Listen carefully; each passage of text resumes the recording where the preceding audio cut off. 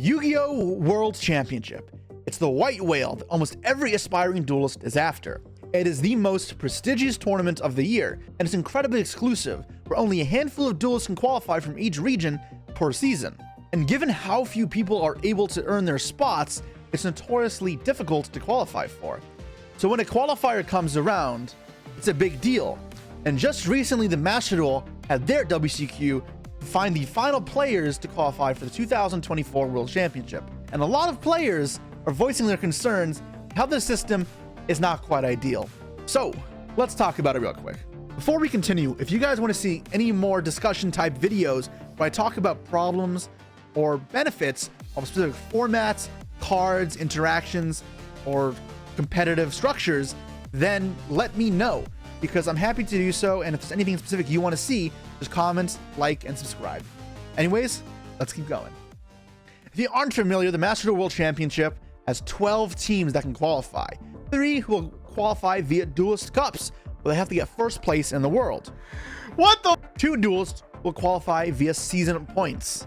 1 team will qualify by being the reigning world champions, and the other 6 teams will qualify being top finishers in their specific region at the Master Duel WCQ. Now, what is a Duelist Cup and what is a WCQ?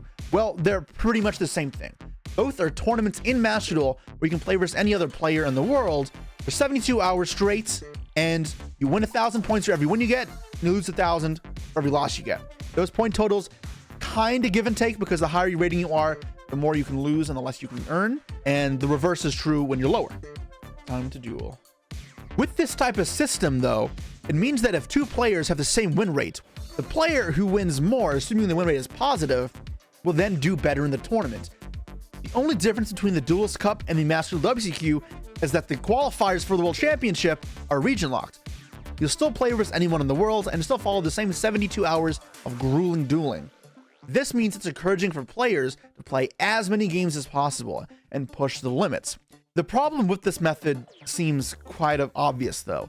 It encourages people to be rather unhealthy in how they push themselves to qualify. It means that a person who's up for 72 hours and is able to compete is favored compared to somebody who played for 10 hours a day, which is still a lot, but more reasonable number. It means that you have to push your health to the limits. You're going to actively ignore your body. You're not going to be able to work out, sleep as much as you want to. You're not going to be doing anything in your normal schedule. It also means you probably take off a day of work, which overall, it's a huge commitment. And it can feel like if you fail in your goal of qualifying for the World Championship, that you really hurt yourself for the sake of very little. And that also leads into another problem. Now think about it this way. If it's most beneficial to be playing at all times, but your quality of play decreases as you keep going, then it'd be beneficial to have another person playing your account. Now let me be clear, this is against the rules. You cannot do this. However, because it's Master Duel, a game you play at home and you can't really monitor each and every person, theoretically, another person could go onto someone else's computer and then play for them. Do not do this, and I'm not advocating for it, but it is a big concern among players that you never know if someone who qualifies is doing that to try and earn their position. Now, in other games, the reason why this may not be a problem is if you're trying to qualify for the World Championship with multiple people and only one person can win, then it's not really that logical, right? It would mean you're pretty much getting people to help you qualify and they get nothing for it. But Yu-Gi-Oh! Master Duel is a bit different. The qualifying process is for singles. It's one person only. But the World Championship itself is a 3v3, where each qualifying player for the World Championship can pick 2 other players who just completed stage 1 of the qualifier, which is incredibly easy, to then come with them to World Champion, as long as they're in their region. Now, these 2 problems are connected, but these 2 are the absolute biggest problems that the qualifier system currently has. And when you see someone talk about what their issues are with trying to qualify for Worlds, these are at the forefront. Now, there are a couple other issues that people are also mentioning. One thing we saw come up this weekend was people complaining how the ranking system only updates every hour. Now, in the Master Duel clients, you can see the leaderboard of players globally or per region. And on the hour, it'll always update. But because it doesn't update live, it could lead to some weird things happening. Such as a player may wanting to not queue any more games at the risk of losing because they're ahead. They don't know if somebody else is gaining on them. They play anyways and lose. It forces them to take a risk. This is especially apparent in the last hour or so, where you really have to take that chance on if the people who are behind you are going to be able to catch up. Another problem people have with the Master Duel qualifying system is that it's best of one. This means that coin flips matter a lot more. If you lose the game in the coin flip, then the next game doesn't have any relevancy to that. Where in the TCG, you get to choose to start or go second in the next game. You're now back at square one, you've lost 1,000 points, and you could lose the coin flip again. And there will be times where you'll go 0 and 8 or even more in a row because coin flips is going very much against your favor. So, okay, we've kind of established how people have like 4 main grievances with the whole Master Duel qualifying system. But I'm going to be honest here.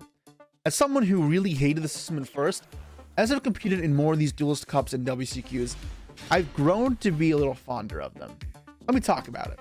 Good games today. Yeah, Fire King gets really interesting games a lot of the time. Let's look at how the TCG qualifying system works. You have to qualify through a single tournament, the WCQ for your region. Let's take North America, for example, the region I compete in, where for us, the top 4 spots at that single tournament get to go. The other way to qualify is through world qualifying points. This is a bit newer of a system that I'm more of a fan of than the first one. And that is, over the span of a year, players can earn points from regional or YCS level events. The top-ranking players then compete in a small tournament the weekend of the North American WCQ, from which the 2 winning players will get to go to the World Championship. Now, if we look at this, both styles of qualifying will require players to go through a single elimination bracket at some point.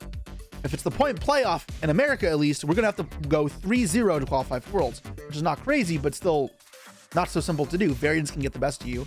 And in order to qualify through the main event, you're going to have to get top 64 first, and then qualify all the way through top 4, meaning you have to win 4 consecutive matches. Can't see what the spell he flipped was. Oh, it's called by the grave. Called by the grave. That's a tough one.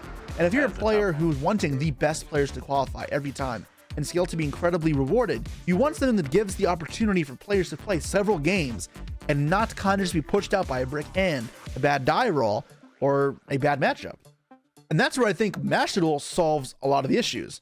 The 72-hour system allows you to get in a huge number of games. For example, one Asian player I saw managed to get in over 500 games, which, whether it's unhealthy or not, we can talk about in a second, but it means that you really have this grand sample size, and the better players will be able to prove themselves a majority of the time. And we've seen this with results. If you look at the top 10 rankings across several Duelist Cups and World Championship qualifiers, you'll see a lot of same names start to pop up. And even now, Ryan Yu, Canadian, my teammate, is doing the same thing, where he's proven, getting 3rd at the Duelist Cup, and then first again, that there really is a lot of skill to it. Another player to talk about who's incredible at seemingly constantly doing these high-achieving runs is Tasuku. If you're not familiar with at this point, it's kind of crazy because he's one of the most famous Japanese players right now. Having won several Duelist Cups, getting second in multiple of them, he's now qualified for the World Championship for the 2nd year in a row, and if this system continues, and he continues to be this good, it's likely he'll qualify every single year. Other big names, people like RJ, Gimlet, who, even if you've never heard of, take my word, people that constantly perform at the top of the leaderboard. It just shows that in this type of environment, there is less room for variance. Even if it doesn't feel like it, because some games you just get destroyed, or some hours you'll just streak downwards and lose like 10,000 points, losing 10 in a row. Overall, the entire span of the tournament, it averages out. So as a competitive player who's really pushing the World Championship to be a strong representation of these best duelists, I think this method is good. But then there's the other aspect there's to talk about. There's no sugarcoating it. 72 hours playing straight is unfeasible. It's unsustainable. It's not good. That part, health-wise, is a problem.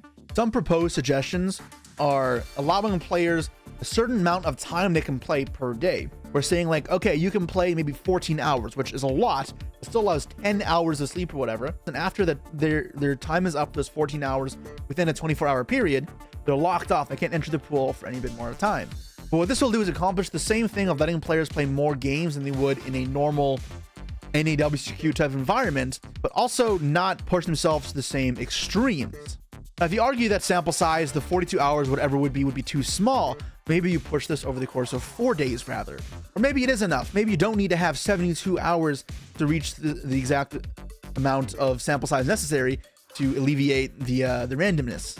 That being said, it is probably the grievance I agree with the most, and needs to be addressed in some way that it can be a compromise, where it's not as taxing on players, but can still reward those who have adjusted their skill sets to play for long hours and still be good doing so. You can't just play for a long time and expect to do well. You have to also be good.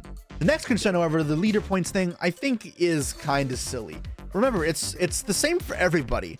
So this system, I think, actually rewards people from coming up from behind, which I think is okay because I like the underdog aspect where someone can climb up. Think about it this way. If the points leaderboard updated live, then players would camp a lot more. And you can argue that camping and just not queuing is a lot less in the spirit of the game, or less ideal from the spectator's perspective.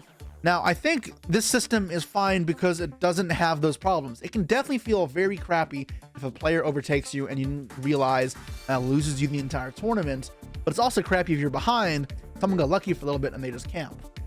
But I think this system does work. Having a leaderboard at all is great because it means people can watch, which I think is incredible for the growth of the game. As someone who didn't have to compete in the last WCQ, it was awesome to watch. I have a lot of fun because it's very intense, and it can be quite riveting to watch along with all the streamers play, see my friends talk about in Discord how close they are, their struggles and their successes that ultimately make it a blast to be around.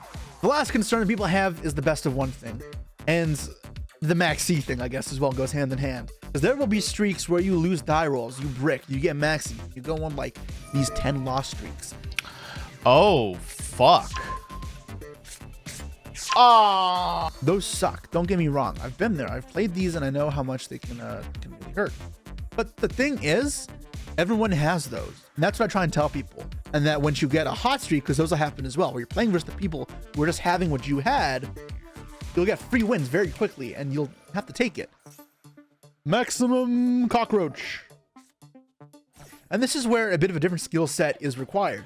Your deck building will have to adapt more for best of one, and your mindset will have to be very conscious of best of one. It'll average out, and that's why it's good to have this large sample size of games.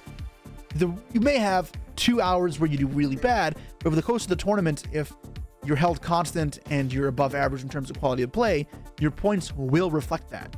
Another random thing I happen to like about best of ones is that it means a lot of these Saki go first decks are a little less viable actually, and that's because they really only work when you go first. And in the TCG, whatever, with the side deck, you'd be able to maybe coin flip a die roll, but if you lose, you get to a first game 2, which would be really hard to beat, and then game 3, you just side deck a lot of cards into going second. But with best of one and no certainty you'll ever go first, these strategies become a lot risky. You also get side deck in board breakers to throw off, the greediness you may have, or you're going first cards.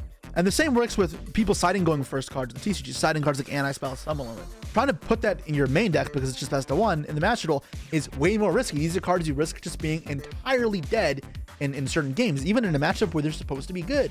And I think that's good because even though these floodgates are more legal in Master Duel, it makes them less effective unless they're really playing a deck heavily geared towards it. And even then, stun is rogue at best. And you start getting to the higher ranks, you play less and less of it because it just can't hold up the constant win rate.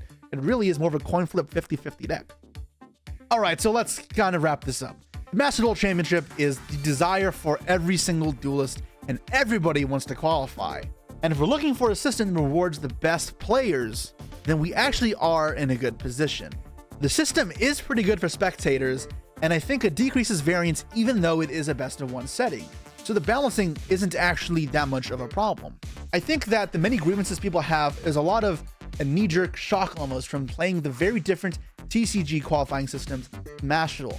Now, it's not perfect. I specifically really want to see the health toll thing get fixed, but ultimately, I am happy with the way the Duelist Cup and Master Duel qualifier system works. I'm excited to compete in this World Championship. I'm excited to play more Duelist Cups in the future, where even though it'll be very tiring and taxing on my body, the competitive nature of it and ability to prove myself over 72 hours and hundreds of duels is an exciting promise. So I'll see you guys all then, but let me know what you think. If there are any points I missed, any other complaints that I didn't gloss over, or if you have any counterpoints to what I said, let me know your feedback down below. And if you want to see more discussion videos like this, talking about the game, the competitive nature, the format discussions, or whatever, then just like, subscribe, and tell me what you want to talk about, so in the future I can get that done. Anyway, see you all next time. Peace.